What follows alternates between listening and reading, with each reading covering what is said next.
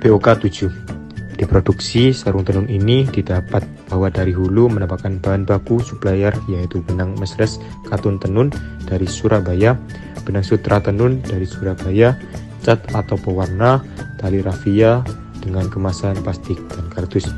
Berikut peta konfigurasi supply chain dalam produksi sarung tenun.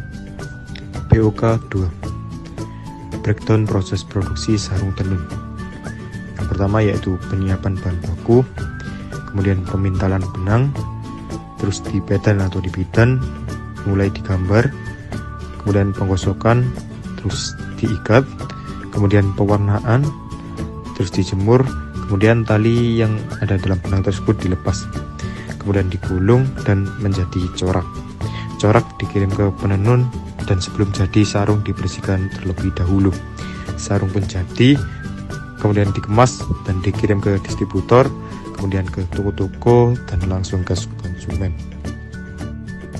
POK 3. Klasifikasi biaya tetap dan biaya variabel dalam proses produksi sarung tenun.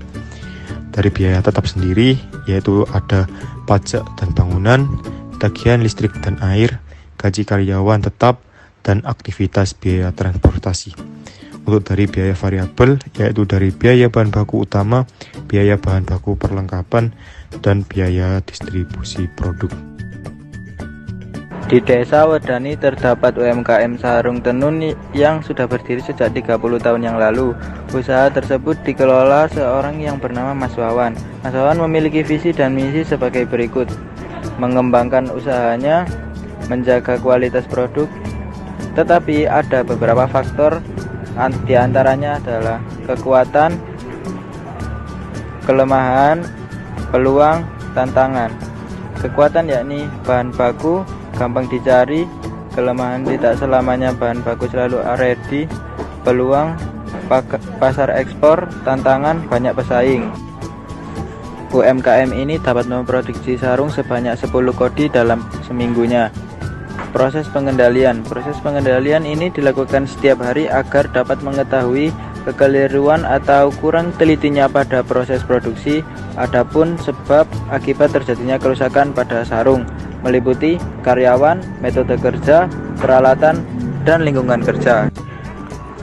Ketiga adalah proses pengarahan, penjurusan, dan pemberian fasilitas kepada orang-orang yang diorganisasikan dalam kelompok formal untuk mencapai target atau tujuan yang ditentukan. Kesimpulan hasil asesmen K3 berdasarkan persepsi karyawan, yaitu menurut saya K3 di tempat UMKM sarung tersebut belum terlaksana dengan benar dikarenakan UMKM tersebut tidak ada proses K3, tetapi semua karyawan sudah diberi wejangan tentang kesehatan dan keselamatan kerja supaya berhati-hati dalam melakukan proses produksi.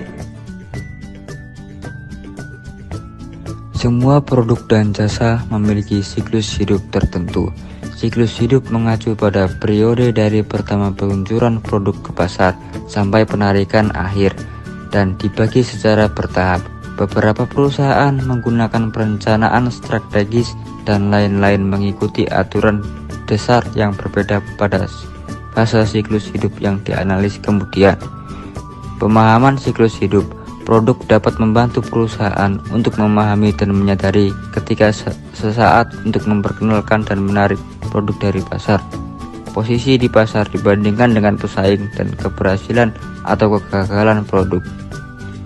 Untuk usaha dan jasa yang kita jadikan sebagai objek pengamatan ini tidak terlalu berkembang dalam artian berkembang menjadi usaha yang lebih besar hingga menjadi target lebih tinggi, dikarenakan usaha ini hanya berfokus pada skala lingkungan kecil seperti desa dan kecamatan, tetapi tetap mengusahakan agar usaha ini terus berputar tiap tahun demi tahun dengan operasi, proses, dan hasil yang mungkin bisa lebih menguntungkan serta mengikuti harga pasar yang terjadi.